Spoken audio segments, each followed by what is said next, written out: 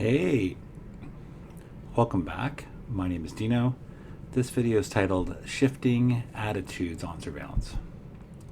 It's going to focus on how society has changed its view on surveillance in a relatively short time. It's just over the course of a couple of decades. A few decades is more accurate.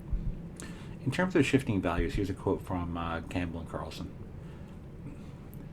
The concept of privacy has shifted in the space of a generation from the civil and political rights issue motivated by polemic ideology to a consumer rights issue underpinned by the principles of data protection. So what was once a civil and political rights issue becomes a data protection issue. From this, again, since the 60s to today, there's been a rapid shift to consumers' perspective on privacy, from again it being a civil and political rights issue. I wonder, that's a phenomenon, but what does this say about our broader cultural shifts? Like, have we just generally become more consumerist and everything is viewed from a consumerist lens? Commodifying privacy. There's a change in popular thought on privacy. Privacy now is conceived of as a commodity, something you buy and sell. Like, mainly we sell it as a consumer to give to a platform to use. So that for the free platform use we have, our commodity of privacy and our data is commodified for the quote-unquote free service. It's of perhaps perpetually declining value, so our privacy, again, in the 60s, which seemed like a bigger deal, as the human and civil rights issue has become like just seems less value. And it serves capitalist interests. Again, you want to buy things with a credit card, you want to be on a platform, you got to provide something, especially if it's a free service. As they say, if it's a free service, you're the product. And I wonder the bigger question is, what also erodes with privacy erosion?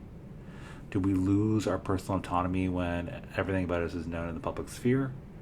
What about our intimacy? Once we have no more privacy, what do we share with our intimates? So what are those intimate sort of secrets or inside jokes or inside things that we share with another human being that are very personal and very beautiful? A couple conclusions from the last couple of videos. One, perpetual constant surveillance. We live within a consumer's panopticon if you go online. There's a phenomenon of individually initiated surveillance. Individuals are now forced to provide data to live. If you have a vibrant digital life, you have a phone, you have a laptop, you go to school, you work, you got to provide data to do almost all of these things. Oh no, I'm going to be at this work where I'm not going to give you my phone number or email address. Just put a post-it note. I'll get back to you in a couple of weeks. No. You have to provide those things. And there's shifting attitudes. Privacy that was once a human right is now a consumer good, which I find is really kind of startling. Some questions for you to ponder as you walk away from this video, or maybe run, who knows. One, how will surveillance evolve or more likely devolve? For example, will it become more embodied? People are having their smartwatches like an Apple Watch. Will there be implants like Neuralink? What role will AI play in all of this? How will privacy continue to erode? What will be the next type of data collected? Like, I always found when Facebook, etc., collected social media data, it seemed a bit odd, but obviously they've made it quite lucrative. What's going to be the next iteration? Again, is it going back to the embodied point above? Is it, our very health metrics? Will that be something that's going to be collected and that'll be like the next big frontier? Will surveillance protections emerge? Like, what's after a technology like a VPN that can help protect our privacy when we're online, or at least somewhat protected? And ultimately, when most things go in one direction, they seem to snap back eventually.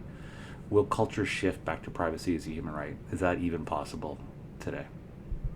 That was Shifting Attitudes on Surveillance. My name is Dino. Thanks for watching. Please feel free to like this video if you like it. Please feel free to leave comments. Have you noticed this shift from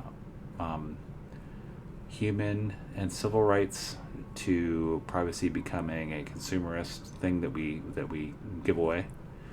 What do you think about the increasing commodification of our privacy?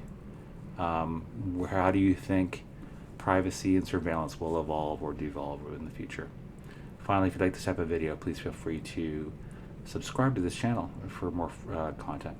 As always, thanks for watching.